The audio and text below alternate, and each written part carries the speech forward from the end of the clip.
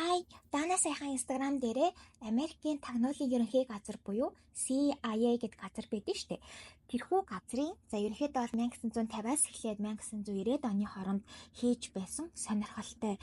Бүр нарийн ярих юм бол гээд ажигч гэмээр туршилтуудын талаар ярих уу гэсэн чинь хүмүүс нэлийн дэмцэн байсан болохоор өнөөдөр бичлэг хийхээр шийдлээ. Америкийн тагнуулын ерөнхий газрын дотроо одоо хит хитэн албатай гэх юм уу? Байт юм л та. Тэгээд тэрний нэг хэсэг нь болонгууд шинжлэх ухааны технологийн алба гинэ.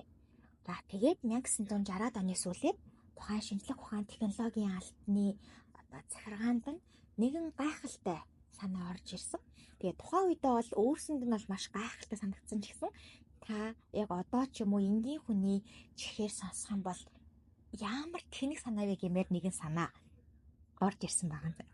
Яасан бэ гэхлээр тухайн үедээ болонгууд Америкийн тагнуулын ерөнхий газар литигээр ажилдаг батарей буюу одоогийн биднээсийн ашигладаг батарей болон нэг тийм одоо хиймэл дагуулын гэх юм уу одоо холын зайнаас холбогдож болдог төхөөрөмжийг зохион бүтээж үзсэн байсан мэлээ. Тэгээд тэрхүү технологиос бүр санаа аваад Джеймс Бонд дэр хүртэл тийм хоорондоо холбогддог төхөөрөмжийг санаа авч ашиглаж байсан мэлээ. Нэг ийм тийм кул төхөөрөмж зохион бүтээчээд тэрийг маш тэнэг аргаар ашиглах санаа тэдэнд орж ирсэн. Тэр нь юу вэ гэхлээр муур гэдэг амтан байдаг шүү дээ.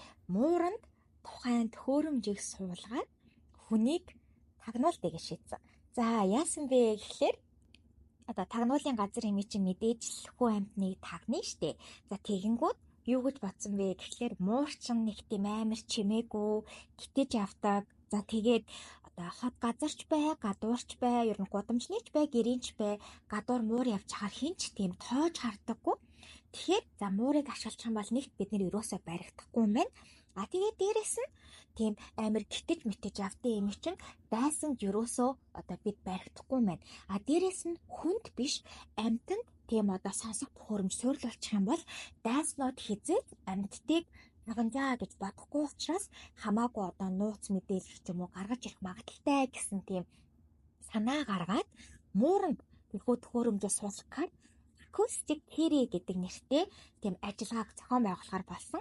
Тэгээд тухайн үедээ болонгууд тухайн тэр албанаас нь бид нар ингээд нэг шин төрлийн технологи ашиглаад шин төрлийн аргаар хүмүүсийг прогнозаар болсон.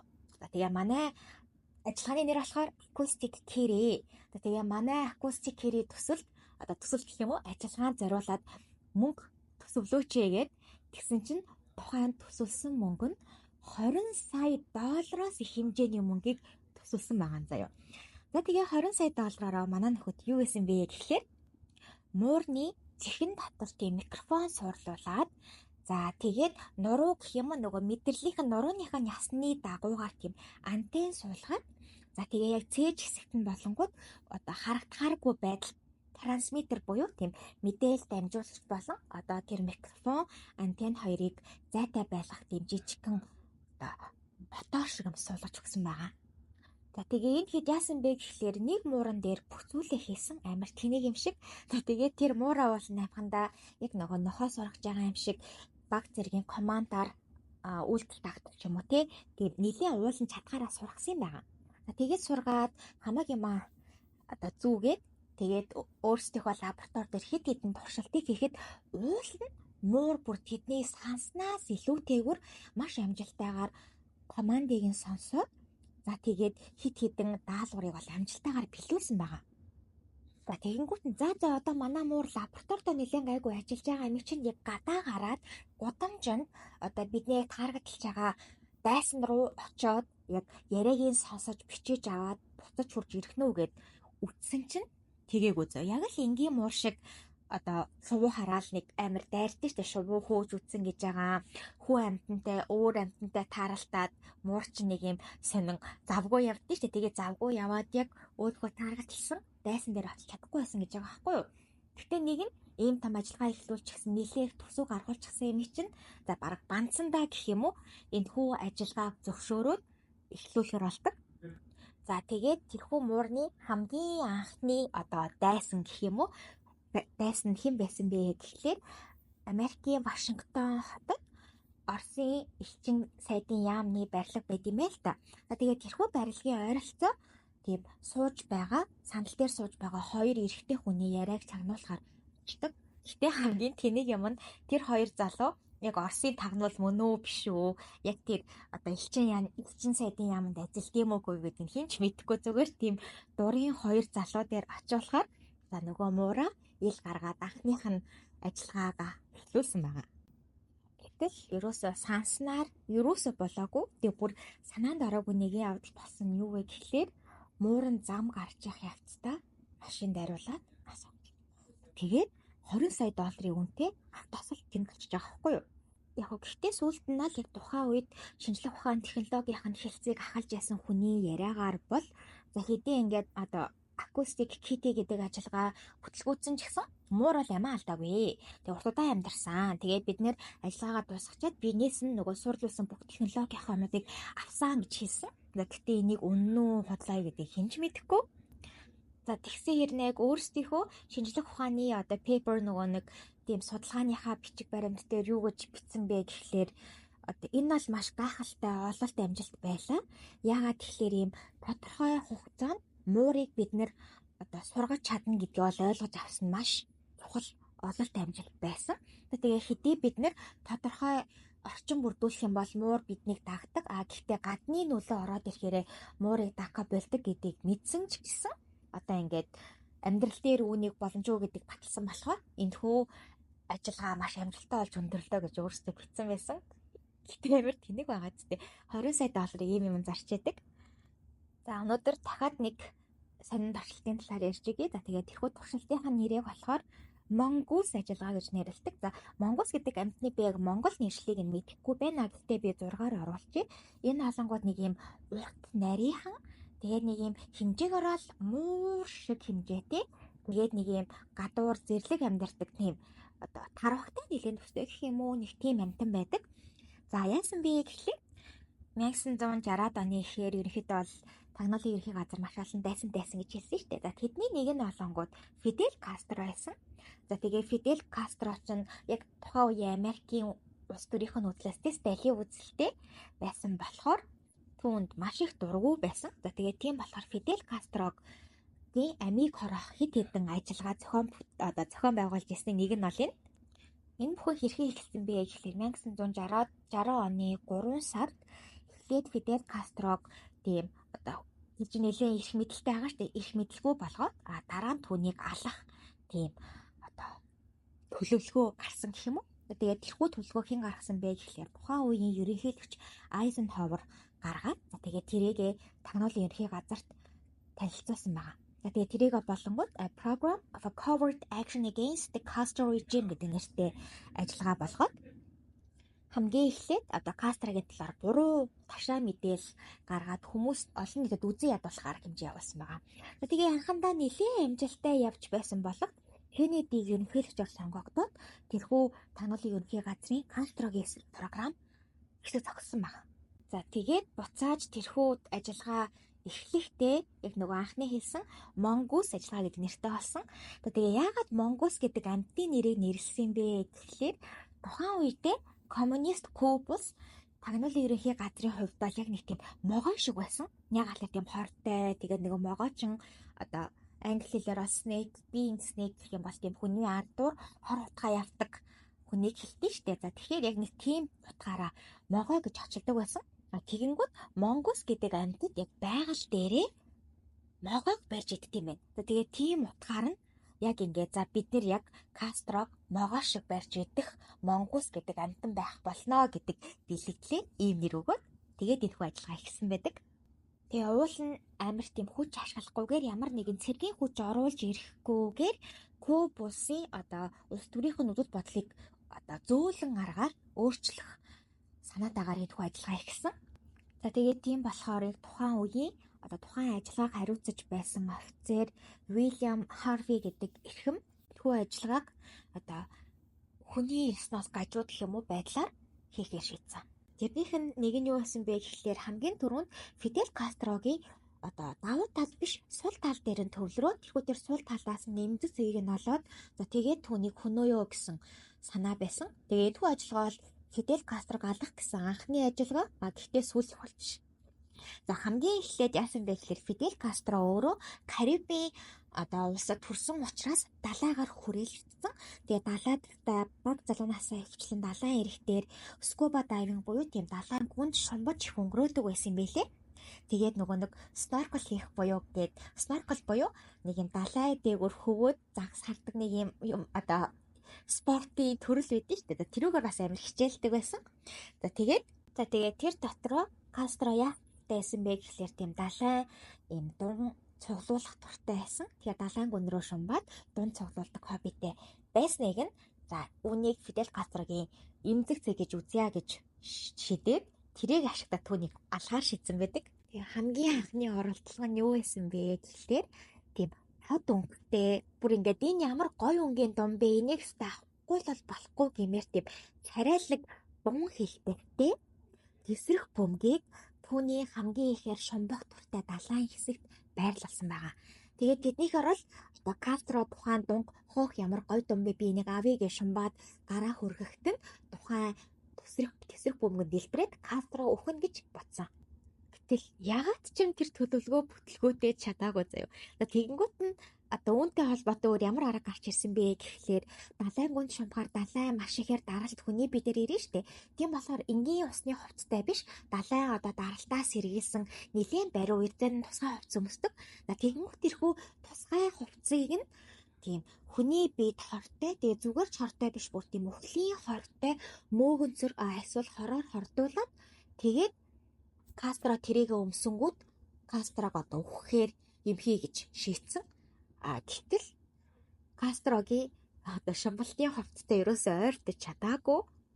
За ингээд хэд хэдэн ажиллагаа бүтлгүүдэд байж байтал 1963 оны 11 сард буюу энэхүү ажиллагаа эхлээд 8 сарын дараагаар тухайн үеийн ерөнхийлөгч байсан Кеннеди нас бардаг.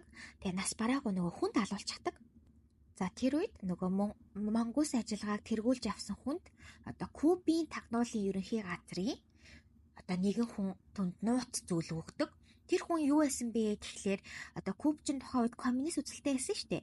Тэрхүү тагнуулын ерөнхий газарт ажиллаж байсан тагнуулч болохоор өөрөө коммунизмын эсрэг үзэлтэй.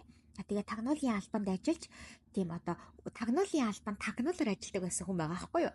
Тэгээ тэр хүн болонгууд Кастрог алах нэгэн тийм зэвсэг өгдөг. Тэр зэвсэг нь юу байсан бэ гэхлээр үзэг заяа. Тэгээ тэрхүү үзэг энгийн үзэг юм шиг хэрнээ дотроо хүнийг алах чадвартай тийм хор хөнөөлөлтэй хорийг агуулсан ийм жижигхэн зүйтэй үзэг байсан. Тэгээд тухайн үед болонгууд Кастро Парист байсан. Тэгээ Парист юу хийжсэн бэ гэхлээр Америкийн дипломатуудтай уулзаад хоёр улсын хоорондын уулын ажиллагаагаа харилцаагаа сайжруулах гэж уулзчих үеийг далимдуулаад тэрхүү үзгээр Кастрог амийн хорой гэж шийдсэн байгаа. За гэтэл тэрхүү ажиллагаа дахиад бүтлгүүцдэг. Тэгээ яагаад бүтлгүүцсэн бэ гэхлээр ерөнхийдөө бол тэрхүү үзэгнээс зүү гаргаж ирээд Кастро зон гэдэг бол ерөнхийдөө баг амиа хорлож байгаатай ялгаа байхгүй үйлдэл. Тийм болохоор алсын зайнаас тийм буунд түүнийг хийж байгаа буунд тухайн хорийг хийж агаад анилуул ямар вэ гэсэн санаа гаргаад тэгээд энэхүү санаа бүтэхгүй мэн гээд тэгээ энэхүү ажиллагаа байлдаг. За тэгээ энэ хэд бүтлгүүтэй дараа нь цай, кофе юу гэдэг тий уух юмд нь хор хийгээд Кастро гал хийгээд тэгээ дахиад бүтлгүүтдэг. Тэгээд хамгийн их бүтлгүүтэд байгаа шалтгаан юу байсан гэхлээр Кастротой дөрвөж очоод тухайн ажиллагааг гүйцэтгэх хүн ерөөсөө олдохгүй байгаа гэсэн. Өөрөөр хэлбэл Кастрогийн эргэн тойронд тагнуулын ерөнхий газраас ерөөсөө хинч байхгүй байсан болохоор өмнө хэлсэн бүх ажиллагаа бүгд бүтлгүүцсэн байгаа. Тэгээ бүр нэг юм ядаж амийн хороо чадахгүй бол ядаж хүмүүсийн нүдэнд муугар харагдуулаа гэж шийдсэн нэгэн санаа нь юу байсан бэ гэхлээр LSD-гээ тар тамхины төрөл байдаг юм байл та.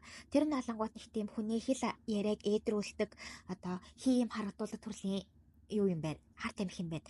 Тэгэнгүүт тийм дотроо LSD агуулсан шингэнийг түүн рүү цацъя гэж шийдсэн. Тэгээ зүгээр цацахгүй нөгөө нэг цэцэг бусалдаг нэг юм цацдаг шүршдэг сав байдэн штэ. Тим юм дотор хийгээд тэгээд өрөө үнэртүүлэгчтэй холиод тэгээ яг нөгөө нэг түүний байгаа өрөөг нь үнэртүүлж байгаа юм шиг болоод гэхдээ тэрэн дотроо LSD хийчихсэн болохоор Кастро LSD-нд нь мансуураад тэгээд энэхүү ажиллагаа амжилттай болно гэж бодсон байгаа.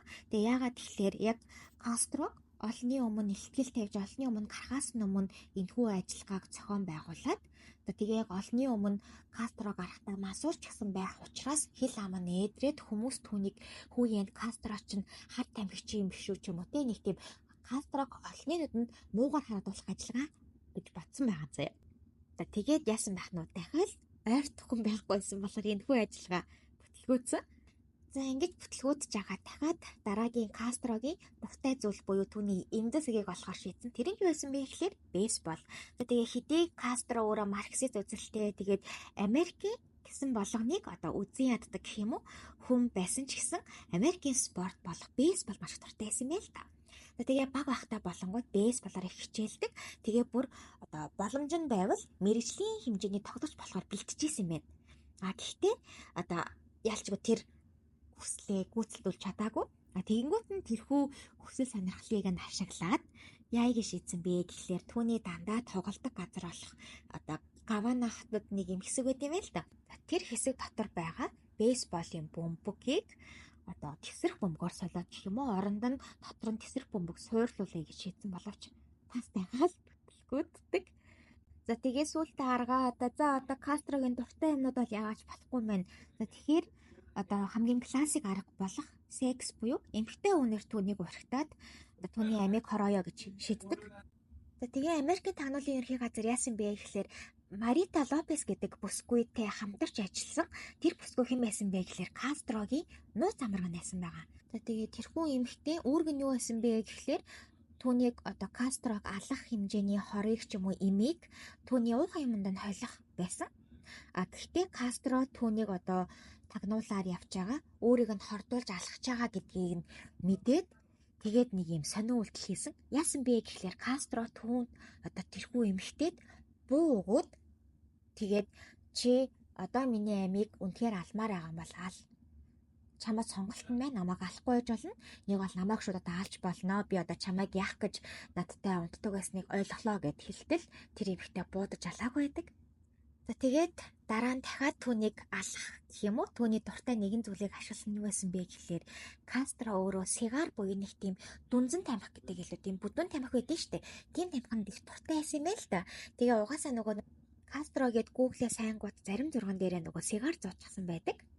За тэгээд тэрхүү сигарыг нь яаж ашиглахаар шийдсэн бэ гэхэл 1960 онд Нью-Йорк хотод нүүбийн хурал болж исэн. За тэгээд тэрхүү хуралд Фидель Кастро очиж оролцохоор байсан. За тэгэнгүүт нь тэр үед түүнийг хордуулж хөнөөх одоо сигар бэлдээд байжсэн. За тэгээд нэг бол түүнийг хордуулна, нэг бол одоо тухайн дүнзэн тамхиныхан дотор байдаг нунтаг тамхиныхан оронд одоо тесрэг бодис хийжсэн хоёр янзын арга байсан. Гэхдээ мэдээж л энэ ажиллагаа дахиад юусоо бүтээгөө. За тэгээд үүнээс хойшоо Кастрогийн амийг хороохоор хэдэн 100 ажиллагаа зохион бүтээсэн байдаг. За тэгээд яаж төгссөн гэж бодсон. Кастро 2016 онд 90 настай байхдаа байгалийн жамаатан сарсан байдаг. Ерөөсөө тагнуулын ерхий газар хэдэн 100 удаа оролцсон ч түүний амийг ягаад ч мөрч чадаагүй. Байсаар ягаад Кастро 90 нас хүртлээ тасалж чадсан байт юм бэлээ. За тэгээ энэ дээр нөгөө нэг яг улс төрийн үзэл талаас нь биш. Би зүгээр л ингээ босын явдал ярьж байгаа болохоор коммунист гэсэн юмыг бити тоогоорой. Тим юм бол ерөөсөө байхгүй шүү гэдэг хэлчихье. За тэгээ дараагийн дугаараараа би яг дахиад нэг хоёр ажиллагааны талаар ярих болноо.